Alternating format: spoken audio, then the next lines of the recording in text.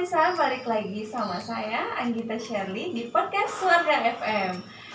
Kali ini kita akan membahas mengenai salah satu lembaga yang ada di Desa Ciberuetan ini yang berhubungan tentang masyarakat nih. Kira-kira apa ya? Ya, kali ini kita akan membahas mengenai salah satu lembaga, yaitu lembaga pemberdayaan masyarakat yang ada di Desa Ciberuetan ini.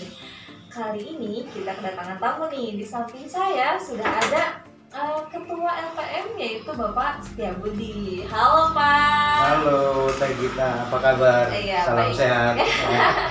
Bapak gimana nih Pak kabarnya? Alhamdulillah.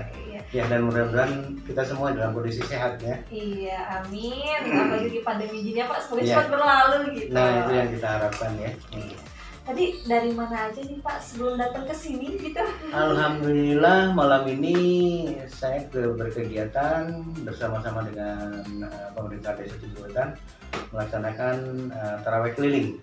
Yang kebetulan hari ini berada di lingkungan RW 7 bersama-sama masyarakat di RW 7 kita melaksanakan tarawih di dengan pemerintahan desa dan semua LKD yang ada di Desa Ciberuetan. Alhamdulillah. Insya Allah mudah-mudahan besok kita bisa melaksanakan yang di tempat lain. Iya, betul sekali.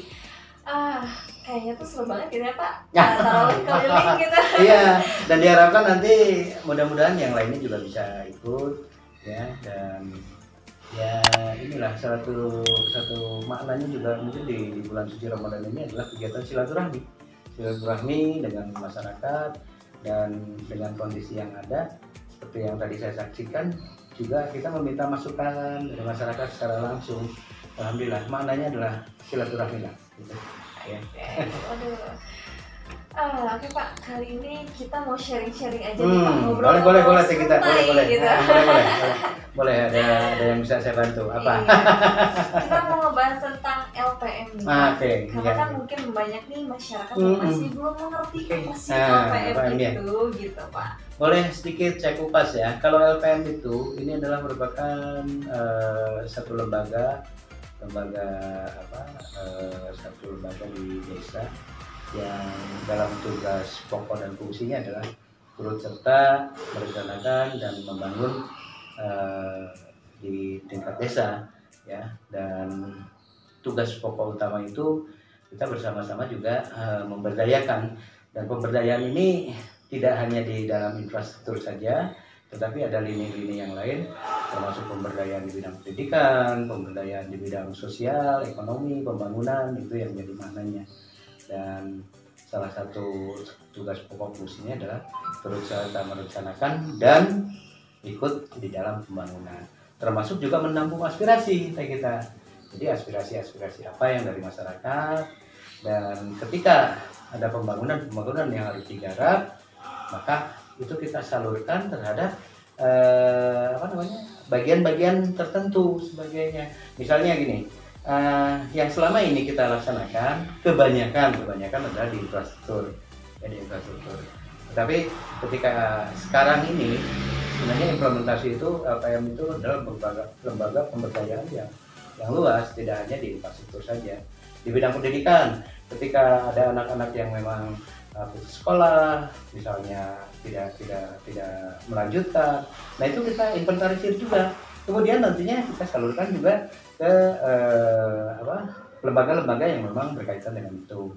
Kemudian misalnya ketika berkegiatan di masyarakat, misalnya LPM menemukan ada warga-warga yang memang perlu sentuhan untuk masalah sumbangan karena dia disabilitas misalnya ya. Nah itu kita salurkan juga ke lembaga-lembaga yang lain. Jadi sebenarnya kata pemberdayaan itu hampir melekat di semua lini ya.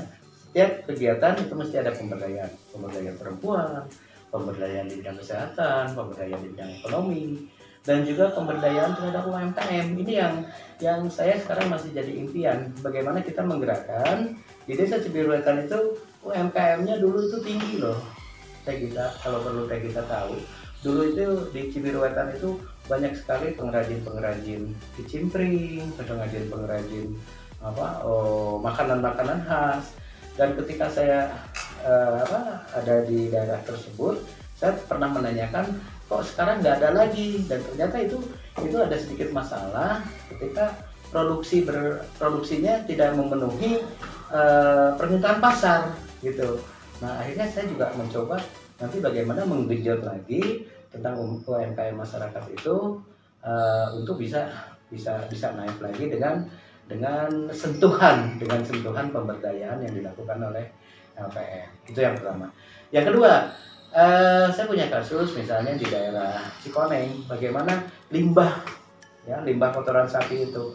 Nah sebenarnya itu menggelitik juga untuk lembaga pemberdayaan, bagaimana mengatasi masalah itu, dan itu satu tantangan moral buat LPM, bagaimana harus bisa menyelesaikan permasalahan di masyarakat. Nah itu barangkali sebagai tugas pokok dan fungsi juga menampung aspirasi dari masyarakat tentang pembangunan, dan itu kita masukkan menjadi bagian yang disentuh nanti oleh pemerintahan desa. Karena kami menyadari bahwa begitu banyak pemerintahan desa yang harus diurusin, sehingga kita ngambil peran di lembaga pemberdayaan. Barangkali itu sedikit gambaran, ya gitu. Itu tadi kita barangkali yang bisa saya sampaikan. Nah, untuk tahun sekarang nih Pak, kira-kira untuk LPM itu udah ada program-program apa sih Pak yang direncanakan untuk pemberdayaan masyarakatnya? Masih berkelanjutan untuk program di LPM. Tahun kemarin di 2020 ya, di 2020, sementara LPM setiap tahun itu mempunyai job khusus tentang pembangunan ya. Job khusus pembangunan itu biasanya di Raksa tentang pembangunan Rutilahu, kemudian yang menyangkut juga tentang saluran air bersih, dan LPM ini sering sekali oleh pemerintah desa dilibatkan menjadi tim pelaksana kegiatan TPK ya, selalu di situ dilibatkan di tim pelaksana kegiatan. Tapi khusus untuk di tahun 2020 kemarin kita mendapat pekerjaan tentang pembangunan Rutilahu ya. Rutilahu sebanyak 20 unit ya, 20 unit berdasarkan pengajuan dan bantuan dari desa melewati gubernur ya, bantuan gubernur. Dan alhamdulillah kemarin juga LPM mencoba menerobos ke departemen ke dinas-dinas terkait ya, untuk meminta juga, karena kita masih punya PR di Rutilahu kita di Cibiruetan banyak sekali rumah-rumah yang memang sebenarnya bisa dihuni, yang penyinaran, kemudian sirkulasi udara dan sanitasi itu belum memenuhi syarat, sehingga itu kita masukkan bahwa itu harus direhab.